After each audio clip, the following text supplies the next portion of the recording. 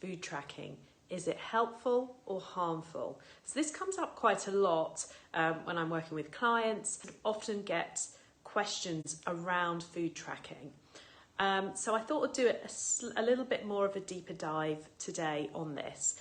I mean, the simple answer is really, it depends how you're doing your food tracking, what you are tracking, and what you're actually wanting to gain from the tracking that makes the difference. So for many people, food tracking is very much related to diet culture or following a diet.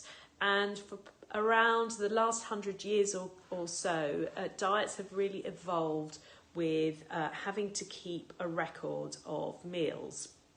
And then since then, other things have been introduced. Obviously, we see tracking calories, we see tracking points, tracking macros. But also we find that the diets that say that they're, often diets that are saying that they're anti-diet, rather falsely really, and that they're all about behaviour change.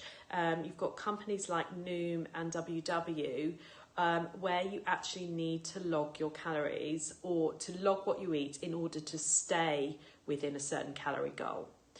And all of these are basically harmful. They're keeping you trapped in this diet cycle where your focus is all on calories. And I've done many videos before, so do catch up on them around why actually we really don't want to be focusing on calories.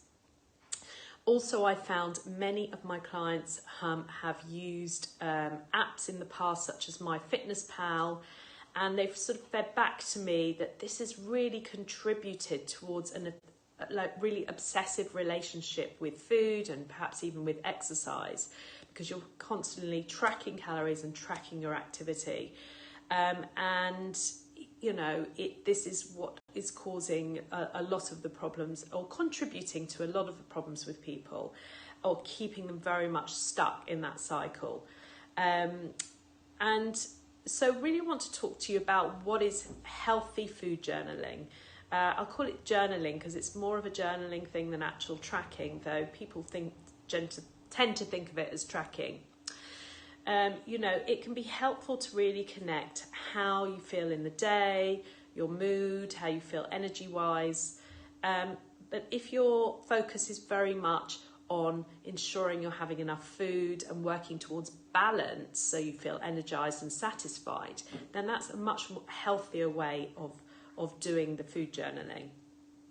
However, if you do start a journal as a way to avoid food, obsessing over food intake, or even if you're not kind of noting down calories, but I know a lot of people who've sort of done years of dieting or kind of disordered eating behaviour, very much calculating them in their head.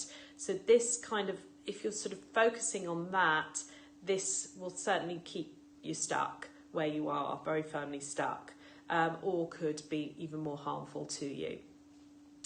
So really we want to focus on journaling early on in your journey as a way, you know, a function to help you to relearn your sense of fullness, hunger and satisfaction around food. So relearn those appetite signals. It's really important and it can really help with that. This is one of the things that I work on with my clients when we're doing the food journaling. It can be helpful to notice the meal timings, the ones that are helpful, you know, so that you get a kind of basic idea of meal timings in place so that you're less erratic around your eating. And that can be really helpful actually to have a structure around your eating that doesn't become rule-bound or rigid. So you can also learn to see the foods and the amounts of foods that are helpful, helping you feel more satisfied every day and when you're eating. But ultimately it is there as a tool to really help for you to begin to actually gain confidence and to really have that trust in yourself. So it's not there as you to start berating yourself because you feel you haven't eaten well today, or, you know, if there's been a binge. I very much work on the food journaling as a way to say, actually, this is all about a learning event. What can we learn from what led up to the binge? What can we learn from what happened afterwards?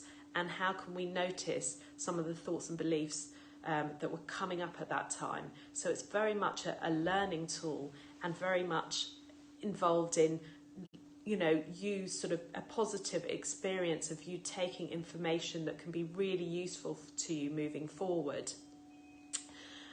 You can notice the kinds of foods that you can notice, basically what foods can work well in your body. And this is something that can be useful in the long term and beneficial.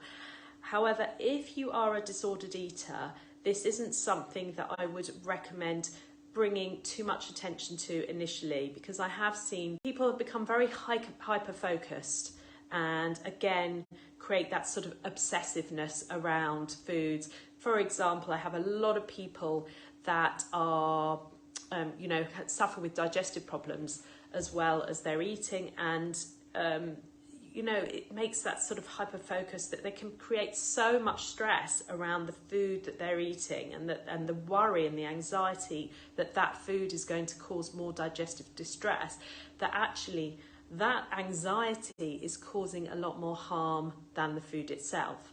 So there's balance to be had, and I think in the early stages it's more around just using it as a tool to help you bring that balance in to your diet. And I find it really helpful with that learning and moving forward, really noticing those thoughts that are coming up and those beliefs, and what emotional stuff is coming up around that. So there are many reasons, as I've spoken about before, as to why you might emotionally eat, for example. And sometimes it's boredom, and sometimes it's sadness, loneliness, anxiety, whatever it is. But using that journal as a way to try and understand what's going on, so that then we can create new patterns going forward and create changes in habits and all sorts going forward. So it can be a really amazing, effective tool for that. But we want to work towards trusting ourselves with food and ensuring we're eating enough and taking care of ourselves with food, nurturing ourselves, and ultimately food journaling in a healthy way can really help you to achieve that. So I'd love to hear what you think. Do any of you do food journaling? Have any of you had experience with using things like MyFitnessPal and noticed that it has caused kind of obsessive behaviour and things like that in the past, and how that's impacted you? It'd be really interesting to hear. But also, if you've noticed that doing any kind of sort of healthy journaling has helped you to move forward, that would be great to hear too.